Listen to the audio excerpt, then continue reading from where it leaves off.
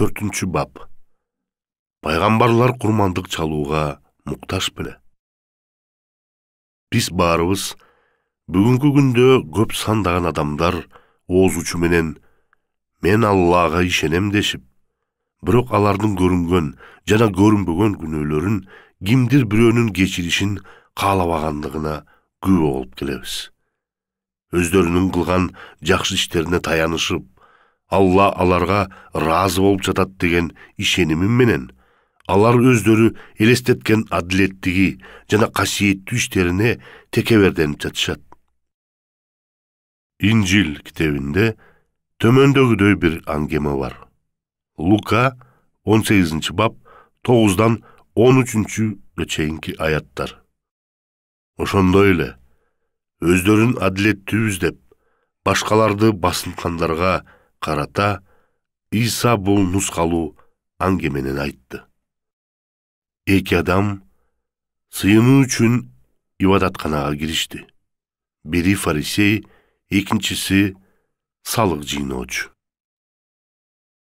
Фарисей туруп ичинен сыйынып атты. Кудайым, сага алкыш, анткени мен башка адамдардай талап тоноочу, адамдарды таарынытуучу, никени бузуучу же бул салык жыйноочу адамдай эмесмин.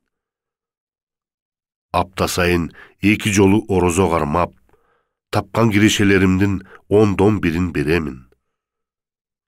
Салык жыйноочу четте туруп асманды кароого батын албады, бирок өз көкүрөгүн койгулап, Кудайым, мендей күнөөкөргө ырайымдуу боло көр деди. Бул нускалуу аңгемеде эки адам Алланын үйүнө сыйынуу үчүн киришет. Фарисейлер Тоорат мыйзамдарын сактоочулар болгондуктан өтө Кудайдан коркушкан. Алар салык жыйнаган адамдарга каапырлар, дин безерлер, күнөөкөр адепсиз адамдар дешип үстүртөдөн карашкан.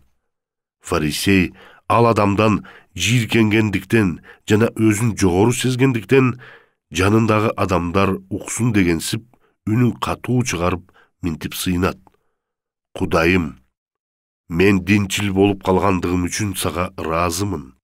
Мен сыйынганды унутпайм. Аптасына 2 жолу орозо кармайм. Керектүү болгон каражаттарымды өз учурунда сага алып келем. Айланамдагы курчап турган адамдар менин жакырларга берген битир садагамды көрүп күбө болушкан. Мен көп сандаган жакшы иштерди жасадым. Ушундай эле сыйынуу үчүн ибадатканага келген мына бул кишидей эмесмин. Экинчи адам салык жыйноочу. Өз кылган күнөөлөрүнө терең кайгыргандыктан жана уялгандыктан асманга кароого батынбады. Бирок Аллага чын жүрөгүнөн кейип, момундук менен минтип сыйынды. Ырайымга толгон Теңирим, мен күнөөкөрмүн. Мага окшогон пендеге ырайым кыла көрсөң. Анткени мен сенин кечиримиңе жана куткарып алууңа муктажмын.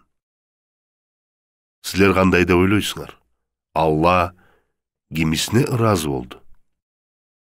Ибраим алейхиссалам бул катуу талап кылуучу динчил адамга окшош эмес болчу. Ал Алладан корккон жана анын мыйзамдарын аткарууга аракеттенген. Бирок ал өзүнүн жаман ойлорунан жана кемчиликтеринен арылта ала турган кимдир бирөөгө муктаждыгын сезген.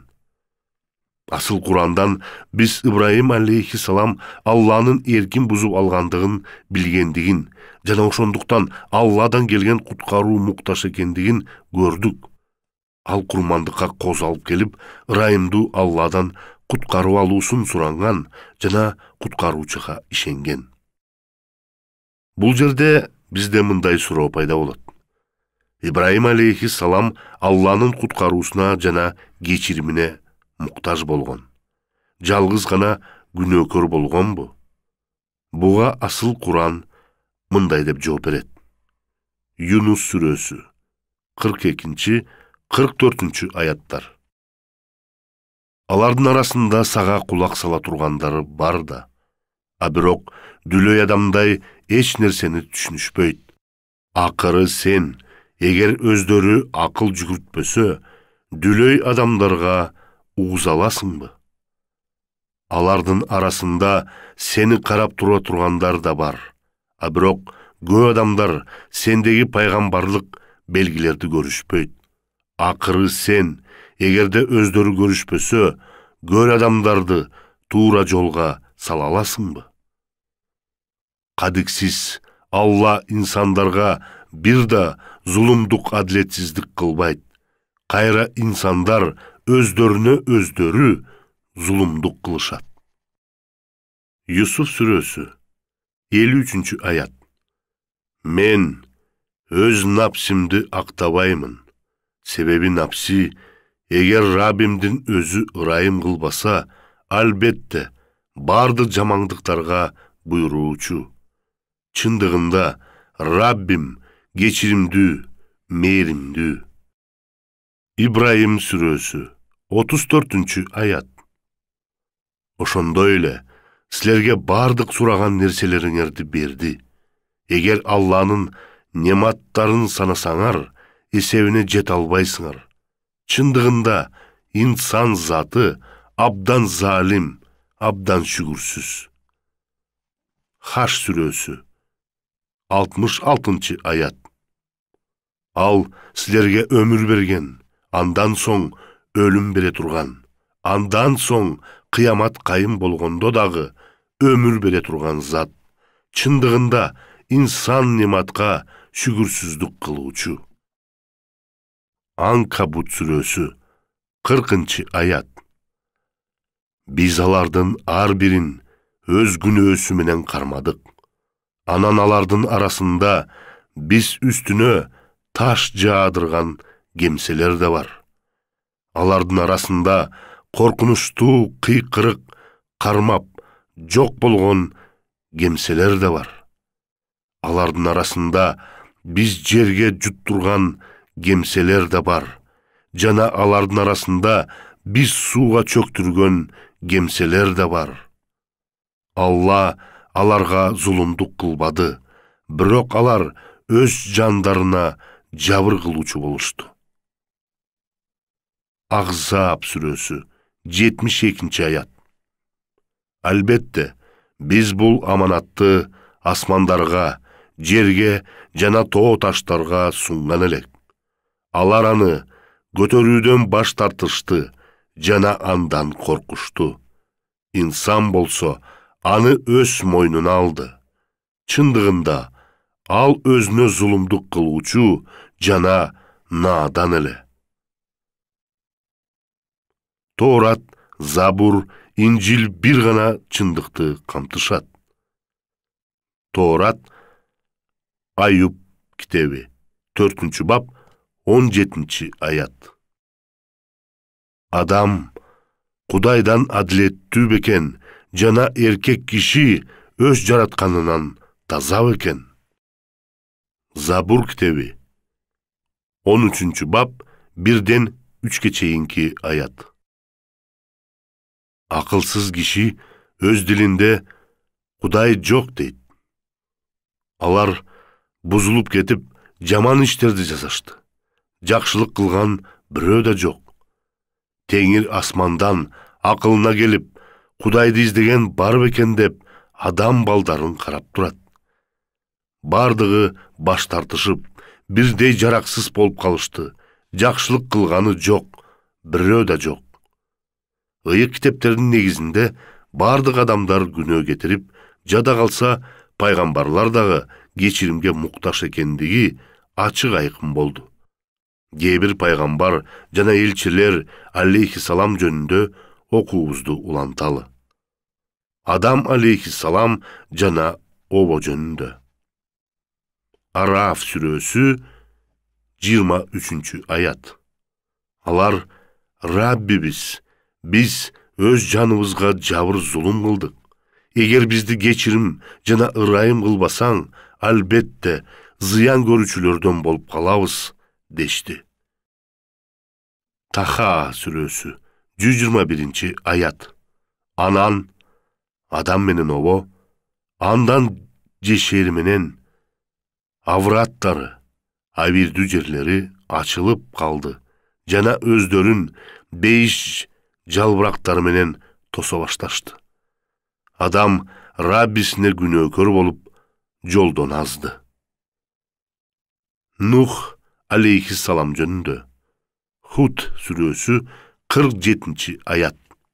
Ал Нух: Раббим, мен сенден өзүм билбеген нерсени суроодон паана коргоо тилеймин. Эми эгер мени кечирип, өз мээримиңе бөлөбөсөң, зыян көрүүчүлөрдөн болуп каламын, деди. Нух сүрөсү 28-аят. Раббим, өзүң мени, ата-энемди, менин үймө момун абалда кирген кишилерди, жана бардык момун эркектериңди, жана момун аялдарды кечиргин. Залим кемселерге болсо жалаң кыйроону гана көбөйткүн. Муса алейхиссалам жөнүндө Касас сүрөсү 15-16 аяттар. Күндөрдүн биринде Муса шаарга анын калкы бейкапар болгон бешим малында кирген эле.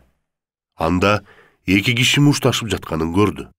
Алардан бири өз тобунан, тагыраак айтканда Бани Исраил коомунан, дагы бири душманынан, Фиравандын адамдарынан эле. Анан Мусанын тобунан болгон киши андан душман тарабынан болгон кишиге каршы жардам сурады. Ошондо Муса бир муш уруп аны өлтүрүп койду. Кийин кылып койгон ишинен бушайман болуп мындай деди: Бул шайтандын ишинен, албетте, ал жолдон адаштыруучу ачык душман. Кийин Аллага жалбарып мындай деди: Раббим, чындыгында мен өз жаныма жабыр кылып койдум. Эми өзүң мени кечиргин. Анан Алла аны кечирди. Албетте, анын өзү гана кечирүүчү, мээримдүү. Харун алейхиссалам жөнүндө Таха сүрөсү 92-93 аяттар. Муса кайтып келген соң мындай деди: Эй Харун, сен алардын жолдон азгандарын көргөн чагыңда артымдан барышыңдан жана мага бул жөнүндө кабар беришиңден сен эмне тосту? Менин буйругума баш ийбестик кылдыңбы? Муса алейхиссалам жана Харун алейхиссалам жөнүндө Араф сүрөсү 151-аят. Муса айтты: Раббим, мени жана агамды өзүң кечире көр, жана бизди өз ырайымыңа киргизе көр. Өзүң ырайым кылуучулардын ырайымдуусусуң. Шуара сүрөсү 51-аят. Албетте, биз биринчи ыйман келтирген кишилер болгонубуз себептүү Раббибиз биздин ката күнөөлөрүбүздү кечиришинен үмүт кылабыз. Давуд алейхиссалам жөнүндө Сад сүрөсү 24-аят. Давуд экинчи доочунун сөзүн тыңдабады да айтты: Акыйкатта ал сенин соолугуңду сурап, өз соолуктарына кошуп алуу менен сага зулумдук кылыптыр. Чындыгында көп жоро жолдоштор бири-бирине зулумдук кылышат. Жалгыз ыйман келтирген, жакшы амалдар кылган кишилер гана зулумдук кылышпайт. Бирок алар абдан аз. Анан Давуд бул окуя менен биз аны сынагандыгыбыз билди да, Раббисинен шашып өкүм чыгарган үчүн кечирим сурады дагы, ийилген абалда жыгылып, тобо зар кылды. Сулайман алейхиссалам жөнүндө Сад сүрөсү 32-35 аяттар. Ошондо ал мындай деди: Акыйкатта мен Раббимди эстөөдөн бул сүйүктүү аттарды сүйүп, эркелетүүгө берилип кетипмин. Ал тургай күн дагы парда артына бекиниптир. Ал айтты: Раббим, өзүң мени кечиргин, жана мага өзүмдөн кийин эч ким жете албай турган бир дөөлөт тартуу кылгын. Анткени жалгыз сенин өзүң гана тартуу кылуучусуң. Yunus Zulnun aleyhissalam жөнүндө Anbiya сүрөсү 87 ayat. Zunnun Yunustun açulangан бойдон чыгып кетип, бизди анын зыянына өкүм кылбайт деп ойлогон чагың. Кийин биз аны балыктын курсагына таштабаганыбыздан кийин караңгыда туруп, эч кудай жок, бирок өзүң гана барсың. Эй пакиза Раббим, чындыгында мен жабыр кылуучулардан болуп калдым деди. Вас-Сафат сүрөсү 142 аят. Ошондо аны жемеленишке ылайык болгон абалында бир кит балык жутуп жиберди. Мухаммад алейхиссалам жөнүндө асыл Куран мындай дейт. Ниса сүрөсү 106 аят. Алладан гана кечирим сурагын. Албетте, Алла кечирим кылуучу жана мээримдүү зат. Момундар сүрөсү 118 аят. Айткын, Раббим, өзүң күнөөлөрүмдү кечиргин жана ырайым кылгын. Сен өзүң ырайым кылуучулардын эң ырайымдуусусуң. Гафир сүрөсү 55 аят. Эй Мухаммад, сабыр кылгын, анткени Алланын убадасы чындык. Жана дагы күнөөгө кечирим сурап, күнү түнү Раббиңе мактоо, алкоо айтуу менен ал затты тазалап аруула. Мухаммед сүрөсү 19 аят.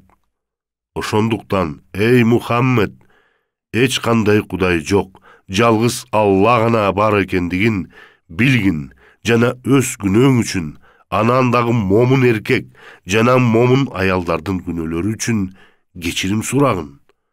Алла силердин бул дүйнөдөгү кыдырып жүрө турган жайыңарда да, акыретте барар жайыңарда дагы билет. Абасса сүрөсү 1-2 аяттар. Ал, пайгамбар алейхиссалам, өзүнүн алдына көзү сокур киши келген үчүн кабак чытыды жана андан жүзүн бурду. Наср сүрөсү 3 аят. Тезинен Раббиңе мактоо, алкоо айтуу менен тазалангын жана ал заттан кечирим сурагын, анткени ал тобоо зарларды кабыл алуучу зат. Наср 110 сүрө. Мухаммед алейхиссалам күнүн бүтөрүн биринчи жарыяланган сүрө болуп эсептелет. Ошол мезгилде дагы Алла пайгамбарды куткарылуу издөөсүнө чакырган. Асыл Куранды түшүндүрүп туруучу сахих хадис Мухаммед алейхиссалам күнөөсүз болгон деп айтат. Андан дагы урматтуу болгон Ахадис Салих аль-Бухари жана Сахих аль-Муслим Мухаммед алейхиссалам өзүнүн өткөн жана келечекте кыла турган күнөөлөрүн кечириш үчүн Алладан жалынып сурангандыгын айтат. Жада калса жашыруун кетирген күнөөлөрүн эскертет. Курмандык чалуу ким үчүн зарыл? Асыл Курандын пайгамбарлардын жана элчилердин кылган оор күнөөлөрүн, күбөлөндүргөндүгүн карап кете турган болсок, көп сандаган мусулмандар ишенимден чегинген сыяктуу сезилишет. Алар асыл Курандын айткан сөздөрүн жумшартып, элчилердин кетирген күнөөлөрүн унутуп калгандыктан, билбей ката кетиргендиктен же жөн эле билбей калгандыктан дешип, кабатырын алышпайт. Бирок асыл Куран башында эле адамдар Алланын ачык көрсөтмөлөрүнө тил албай койгондугун эскертет. Адам алейхиссалам менен обого дарактын жемишинен жебегиле деп буйрулган. Араф сүрөсү 19 аят. Эй адам, сен болсо жубайың обо менен бейиштим экен деп каалаган жайыңардан тамактангыла. Болгону мына бул даракка жакындашпагыла. Анда залимдерден болуп каласыңар. Эгерде Алла аларды кечирбегенде, алар түбөлүккө жок болушмак. Биз өз жаныбызга зыян кылдык деп айтуу менен алар айыпсыз болушкан. Бул ишти билбестиктен жасады дешке болбойт. Алар күмөнсүз эле баарын билүүчү, баарын көрүүчү Алланын берген буйругун бузгандыгын билишкен. Бул жерде бериле турган суроо Алла менен анын жаратылышынын ортосундагы бузулган мамиле кантип калыбына келтирилет?